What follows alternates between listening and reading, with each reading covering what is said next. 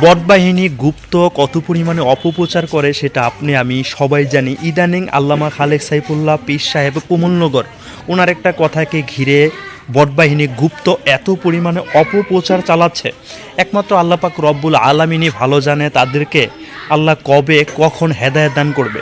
আচ্ছা, মিথ্যাচার আর অপপ্রচার গালাগালি না করলে কি কখনো সেই সংগঠনের কর্মী হতে পারে না, মানে বটবাহিনী গুপ্ত হতে পারে না?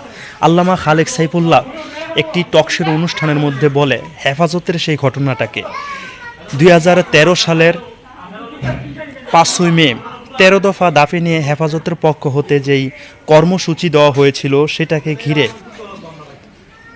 এই গুপ্ত বটবাহিনীর যেই সুবিধাজনক যেই সুবিধাবাদী যে সংগঠনগুলো আছে তারা প্রচার করেছিল সেই শাপলা চত্বরের মধ্যে গণহারে মানুষের প্রাণ হারাতে হয়েছে। কিন্তু আল্লামা খালেক সাইফুল্লাহ পীর সাহেব কমলনগর সেখানে প্রশ্ন রেখেছে যে গণহারে যদি মানুষ প্রাণ হারিয়ে থাকে তাহলে তার স্টেটমেন্ট, তার প্রমাণ তারা দিক। তারা কিন্তু আজ পর্যন্ত একটা প্রমাণও দিতে পারেনি। হ্যাঁ, সেখান থেকে সেই সংগঠন মানে সেই মিছিলটাকে ছত্রভঙ্গ করার জন্য টিয়ার সেল, গরম পানি সেখানে ছিটানো হয়েছিল। মানুষ সেখান থেকে ছত্রভঙ্গ হয়েছিল। মানুষ পালানোর সময় এদিক সেদিকে ধাক্কা লেগে তারা অনেক চোট পেয়েছে। তবে হাতে গোনা কিছু মানুষ সেখান থেকে পালিয়ে আসার সময় প্রাণ হারিয়েছে, এটা সত্য। কিন্তু গণহারে সেখানে এত পরিমাণে মানুষ প্রাণ হারায়নি। আর যদি প্রাণ হারিয়ে থাকে তাহলে তো হেফাজতের পক্ষ হতে সেখানে তারা প্রমাণ দিতে পারতো, একটা স্টেটমেন্ট দিতে পারতো। তারা আজও পর্যন্ত কোনো প্রমাণ স্টেটমেন্ট দিতে পারেনি।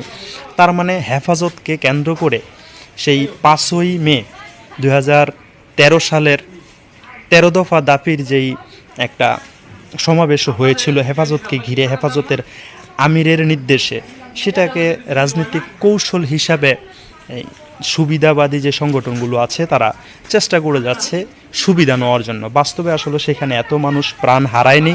এটা আল্লামা খালেক সাইফুল্লাহ পীর সাহেব কমলনগর বলেছে। এই কথাটাকে ঘিরে বটবাহিনী গুপ্তগুলো অপপ্রচার করছে, ওনাকে বকাবাদ্য দিচ্ছে। আমি চাইলে আরও আগেই ভিডিওটা তৈরি করতে পারতাম, কিন্তু আমি গ্রামের উদ্দেশ্যে রওনা দিয়েছিলাম, রাস্তাঘাটে কথা বলার সুযোগ হয়নি। আর আমার এখানে নেটেরও অনেক পরিমাণে প্রবলেম।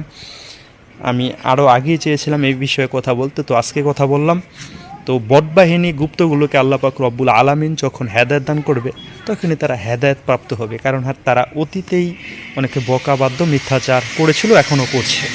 তবে সবার কাছেই দোয়ার আবেদন রইল, বটবাহিনী গুপ্তদের জন্য যেন আমরা সবাই দোয়া করি, আল্লাহ যেন তাদেরকে হেদায়েত দান করে, মিথ্যা অপপ্রচার করা যেন তারা বন্ধ করে।